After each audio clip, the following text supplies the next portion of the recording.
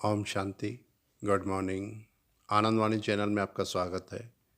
अगर आपने इस चैनल को सब्सक्राइब नहीं किया है तो कर लें, ताकि मेरी नई कमेंट्री और नई क्लासेस आपको मिलती रहे। ओम शांति। एक बहुत बड़े तपस्वी सन्यासी जिनका नाम परशुराम था, वो बाल ब्रह्मचारी थे और उनकी योग तपस्या ऐसी थी कि 40 दिन तक वो समाधि ले लेते थे। 40 दिनों तक समाधि की अवस्था में रहते थे। ना कुछ खाते थे न पीते थे। उन 40 दिनों के दरमियान इतनी गहन तपस्या थी उनकी। उनके बहुत सारे शिष्य थे। जब उनकी आयु हो गई और उनको लगा कि अब ये शरीर छोड़ना है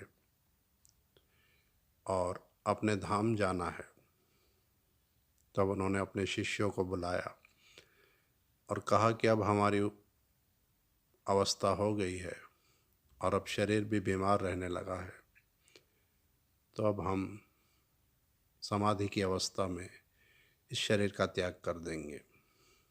सभी शिष्यों ने पहले कहा कि नहीं, ऐसा आप हमें छोड़ के नहीं जाइए, लेकिन वो नहीं माने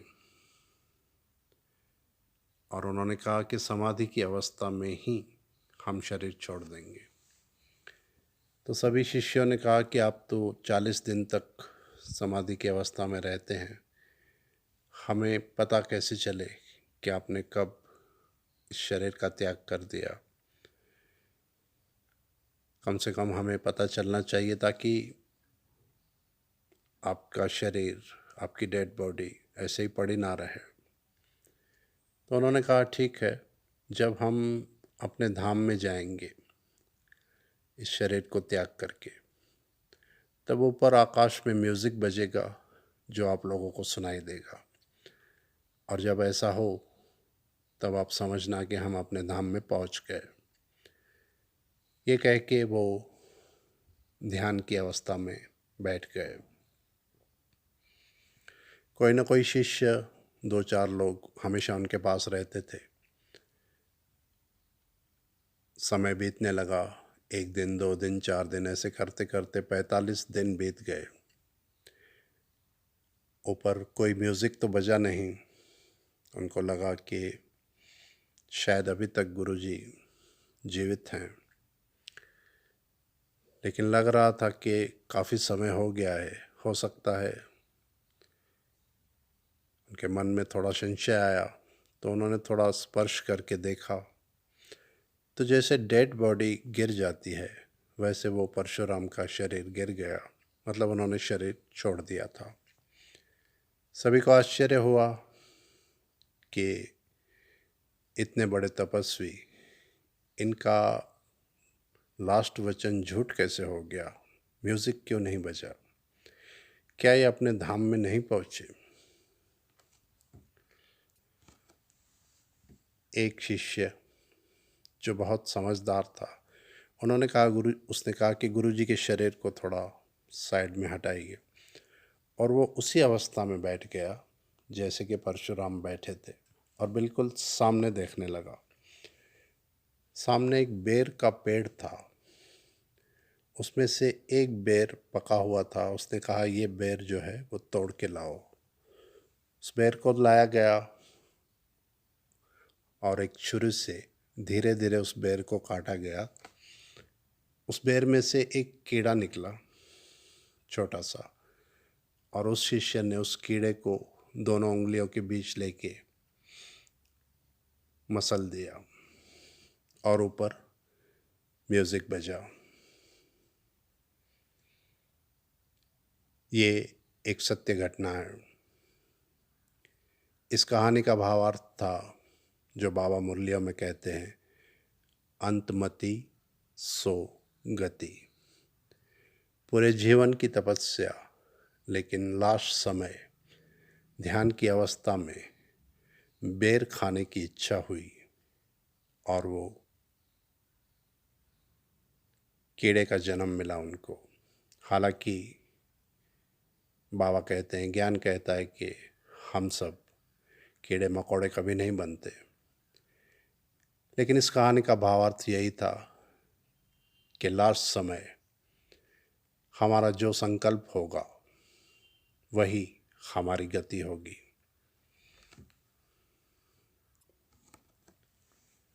तो अपना अंतिम समय संवारने के लिए, अपने आगे के जन्म संवारने के लिए, सतयुग में अपनी ऊंची पोस्ट के लिए हमें इस अंतिम समय की तैयारी करनी होगी। है 1 सेकंड की बात, लेकिन ये एक लंबा अभ्यास है जो हमें करना होगा। आज हम ऐसी 5 बातों पर चर्चा करेंगे जिससे हमारा अंतिम वेला, अंतिम समय संवर जाए, जिसे बाबा कहते हैं अंतमति सुगति। तो आइए हम देखते हैं ऐसी 5 बातें। एक लंबे काल का अभ्यास चाहिए।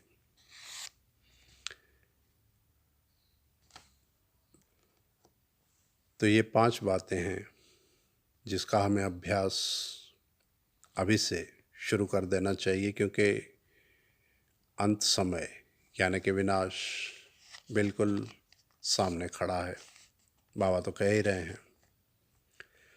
सबसे पहली बात है अमृत वेला। अमृत वेला हम ब्राह्मणों का फाउंडेशन है। बहुत ही पावरफुल अमृत वेला हमारा होना चाहिए, क्योंकि अमृत वेला से ही हमें सर्व प्राप्तियां होती है। और अमृत वेला भी ऐसा कि एक फिक्स समय, 2, 2.5, 3, 3.25, 3.5, जो भी सूटेबल हो, उसी समय से एक ही समय फिक्स करना चाहिए। और अमृत वेला बहुत पावरफुल होना चाहिए। उसमें कभी भी अगर मगर किंतु परंतु, आज ऐसा हो गया, कल देर से सोए थे, कल नींद अच्छी नहीं आई, ये सब चीज़ें नहीं आनी चाहिए। क्योंकि ये बहुत ज़रूरी है कि हमारा अमृत वेला पावरफुल हो, ताकि दिन भर हमारी अवस्था बहुत अच्छी रह सके। तो यह है पहली बात। दूसरी है अखंड पवित्रता, जो कि अमृत वेला से ही आएगी। पवित्रता तो हम सब ने धारण की है, हम सभी पवित्र रहते हैं, लेकिन अखंड पवित्रता जो कहीं भी खंडित ना हो, मन वचन कर्म से पवित्र रहना होगा हमें। संकल्प भी ना चले, एक भी नेगेटिव थॉट ना चले, उसे कहेंगे अखंड पवित्रता। ये दूसरी बात है जिसका हमें बहुत ध्यान रखना होगा। ऐसे समय पे अगर ऐसा कुछ संकल्प चलते हैं तो हम उसे मोल्ड कर सकते हैं, ज्ञान की चर्चा करके, ज्ञान का मंथन करके, चिंतन करके। और अगर जिसका पावरफुल अमृत वेला हुआ होगा, उनको उनके नेगेटिव थॉट बहुत कम चलते हैं, ये मेरा अनुभव है। तो ये दूसरी बात है, अखंड पवित्रता। तीसरा है योग। हमें निरंतर योगी बनना होगा। निरंतर का अर्थ है कि योग में यानी याद में अंतर ना हो। निरंतर यानी 2400 घंटे योग करना पॉसिबल नहीं है, लेकिन याद संभव है। अब समय आ गया है कि हमें यह अभ्यास करना होगा निरंतर योगी का। हम चाहे कोई भी कार्य करें, चलते फिरते, खाते पीते, उठते बैठते, कोई भी कार्य करते हुए हम बाबा की याद में रह सकते हैं। और इसका अभ्यास हमें अब बढ़ाना होगा। 24 घंटे योग में नींद का समय भी आएगा जब हम सोते हैं। हम अपनी नींद को भी सफल कर सकते हैं। इसके लिए मेरे इसी चैनल पे योग निंद्रा कमेंट्री है, और अपने सपनों से जाने अपना व्यक्तित्व, उसमें भी मैंने बताया है कि कैसे सोते समय हमें क्या मंथन चिंतन करके सोना है, और योग निंद्रा रात्रि ध्यान कमेंट्री सुनते हुए हमें सोना है, ताकि ये जो हमारी 4-5 घंटे की नींद है ये भी एक योग बन जाए, और हमारे जो लास्ट थॉट हो सोने से पहले वो बाबा के हो, ज्ञान के हो। तो ये पूरा 4-5 घंटे का जो समय है वो एक योग बन जाएगा अगर हम योग निंद्रा करके या रात्रि ध्यान करके सोते हैं। और सुबह उठ के हमारा पहला थॉट तो हम बाबा को याद करते ही हैं। तो अब हमें निरंतर योगी बनना होगा, कभी कभी योगी नहीं, निरंतर। दूसरा, बाबा मुरलियों में कहते हैं योग का चार्ट बढ़ाओ, 8 घंटे का योग होना चाहिए। बाकी 16 घंटे बाबा ने कहा है कि आराम कर सकते हो, कोई भी कार्य कर सकते हो, लेकिन 8 घंटे योग बैठकर। इसकी शुरुआत तो 8 घंटे से नहीं होगी, लेकिन मिनिमम 4 घंटे से हमें शुरू करना चाहिए, जिसको बढ़ाते हुए 5-6 घंटे, 7-8 घंटे, जिसको जितना सूटेबल लगे, कम से कम 6 घंटे तो हमारा बैठ के योग होना ही चाहिए। और ये अगर हम बाबा को रोज़ चार्ट देंगे 8 घंटे का, 6 घंटे का, तो मेरे ख़्याल से हमारी अवस्था बहुत अच्छी होगी, और ये लास्ट समय हमें बहुत काम आएगा ये योग। और निरंतर योगी के लिए जो मैंने बताया, अब उसका अभ्यास हमें शुरू कर देना चाहिए।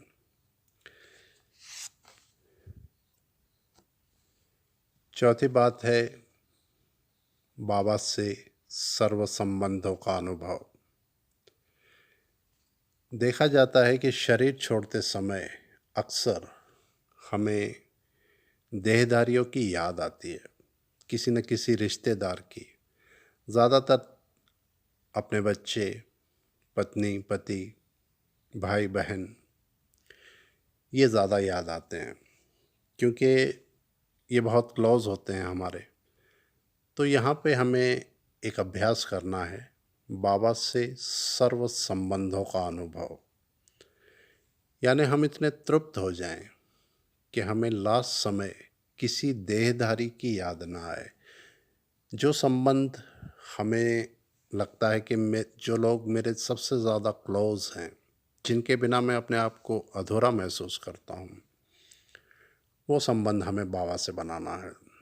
चाहे वो पति हो, पत्नी हो, बच्चे हो। बाबा कहते हैं मुझे बच्चा बना लो, साजन बना लो, सजनी बना लो, पिता बना लो, फ्रेंड बना लो। बाबा के साथ तो हमारे सर्व संबंध हैं ही, लेकिन अब हमें ये अभ्यास बहुत डीपली करना होगा। बाबा से हर संबंध का हमें इतना अनुभव कर लेना होगा कि हम तृप्त हो जाएं, ताकि लास्ट समय हमें कोई संबंध, कोई रिश्ता याद ना आए। वरना वो ऐसी अवस्था होगी कि एक ही सेकंड में हमारे पूरे जीवन की तपस्या व्यर्थ हो जाएगी, हम नीचे गिरेंगे। लास्ट समय अगर हम किसी देहधारी को याद करते हैं तो डेफिनेटली हम नेक्स्ट जन्म में उस व्यक्ति से कोई ना कोई रिलेशन हमारा बनेगा, और उसके कर्मों के आधार से ही हमारा भी जीवन होगा, हमारी भी गति होगी, क्योंकि हमें उसके साथ ही आना होगा, उसके परिवार में या उसके आसपास में ही। उससे संबंधित हमें जन्म मिलेगा जिसे हम याद करेंगे, तो हमारी अंतमति उससे संबंधित हो जाएगी। जैसा उसका नेक्स्ट जन्म होगा, ज़रूरी नहीं है कि वो ज्ञान में हो। अगर ज्ञान में हो तो भी उसका ज्ञान योग कैसा है, उसकी क्या गति होनी है, ये हमें पता नहीं है। तो इसका अभ्यास हमें करना है कि बाबा से हमें सर्व संबंधों की अनुभूति करनी है और तृप्त हो जाना है। दूसरा, खाने पीने की चीज़ें, वस्तुएं भी याद आती हैं।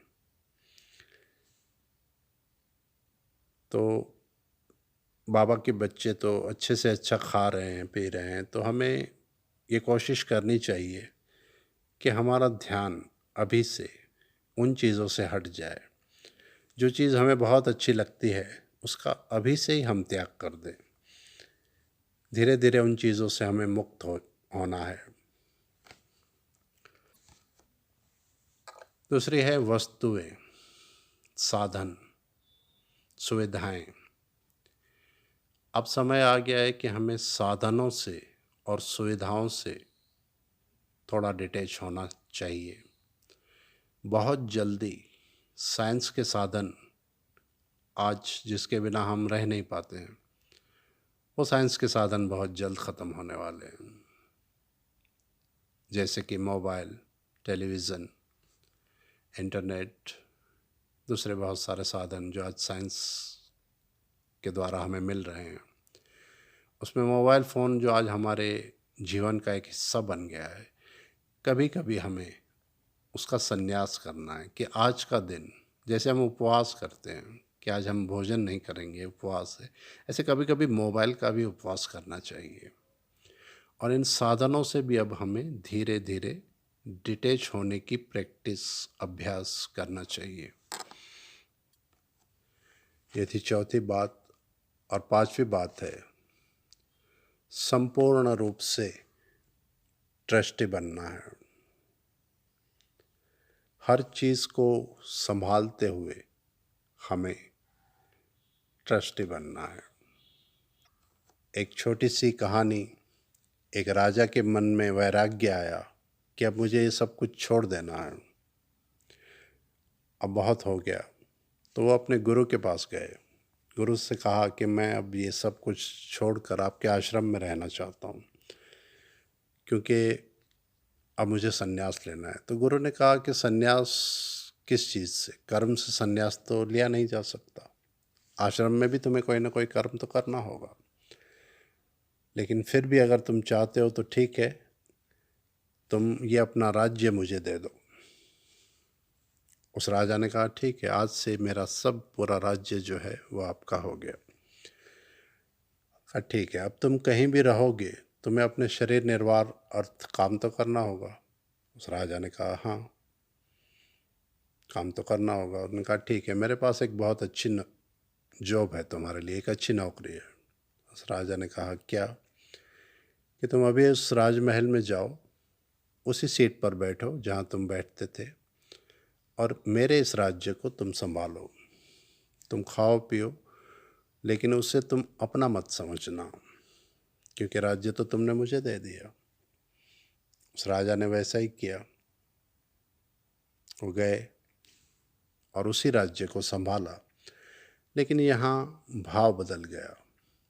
ट्रस्टी बन के संभाला कि ये सब मैंने दे दिया अपने गुरु को, उनका है, अब मैं सिर्फ इसे संभाल रहा हूँ, इसकी देखभाल कर रहा हूँ। तो ये भाव हमारा होना चाहिए। अभी समय आ गया है कि इस शरीर में रहते हुए वस्तु, व्यक्ति, वैभव, धन, पदार्थ, हर चीज़ से हमें ऊपर उठना है, मतलब संभालना है, पर ट्रस्टी बनकर। सब कुछ बाबा का है, मैं सिर्फ ट्रस्टी हूँ, मैं संभाल रहा हूँ, बाबा ने मुझे संभालने के लिए दिया है, लेकिन डिटैच होके। तो इन 5 बातों का अगर हम ध्यान रखें तो यकीनन हमारा अंतिम वेला बहुत सुंदर और सफल होगा।